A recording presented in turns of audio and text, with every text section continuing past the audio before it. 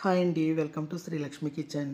ఈరోజు నేను జొన్న రవ్వతో ఉప్మా ఎలా ప్రిపేర్ చేయాలో చూపిస్తానండి. ఇది జొన్న రవ్వ అనమాట అండి.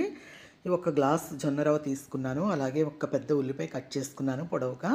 అలాగే ఒక మూడు పచ్చిమిర్చి కట్ చేసి పెట్టానండి. ఒక చిన్న అల్లం, ఒక 2 రెమ్మల కరివేపాకు. నెక్స్ట్ దీన్ని ఎలా ప్రిపేర్ చేయాలో చూపిస్తాను.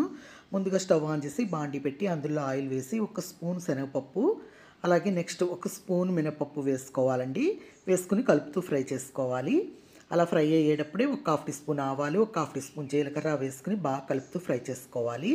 ఇలా ఫ్రై అయిపోయాక ఇప్పుడు ఇందులోనే కొద్దిగా ఉల్లిపాయ, పచ్చిమిర్చి, అల్లం కట్ చేసి పెట్టుకున్నాను కదండి, అవి కూడా వేసేసుకుని మొత్తం అంతా కూడా ఒకసారి కలుపుతూ మిక్స్ చేసుకోవాలి.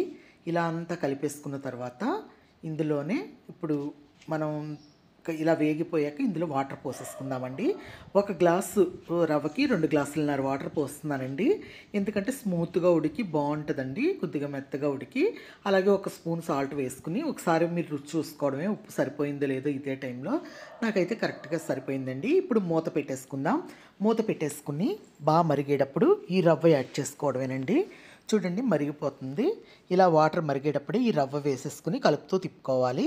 తిప్పేసుకుని మొత్తం అంతా కూడా ఒకసారి మిక్స్ చేసేసుకుని హై ఫ్లేమ్లో పెట్టుకుని మూత పెట్టేసుకోవాలండి. ఆ నీరంతా దగ్గరకు వచ్చే వరకు ఉడికించుకోవాలి. చూడండి నీరంతా దగ్గరకు అయిపోయింది. ఇప్పుడు లో ఫ్లేమ్లో పెట్టుకుని ఒకసారి అంతా కలిపేసుకుందాం. మొత్తం అంతా కూడా ఒకసారి మిక్స్ చేసుకుని లో ఫ్లేమ్లో పెట్టుకుని ఒక 10 మినిట్స్ కుక్ అవనిద్దామండి. నిదానంగా కుక్ అయితే బాగా ఉడికి అది మగ్గి ఉంటుంది అనమాట అండి. ఇప్పుడు ఇలా అంతా మొత్తం కుక్ అయిపోయింది చూడండి. ఇప్పుడు ఒకసారి అంతా కలిపేసుకోవాలి. నీరంతా కూడా లాగేసిందండి.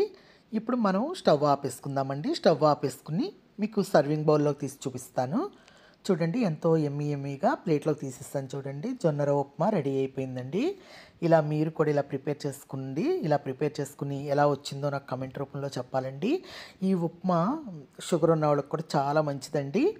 హెల్దీ రెసిపీ కూడా, మనకి ఎనర్జీ అంతా బాగుంటుందండి. ఈ జొన్న రవ్వతో ఇలా ఉప్మా చేసుకుని ఎలా వచ్చిందో నాకు కమెంట్ రూపంలో చెప్పాలండి.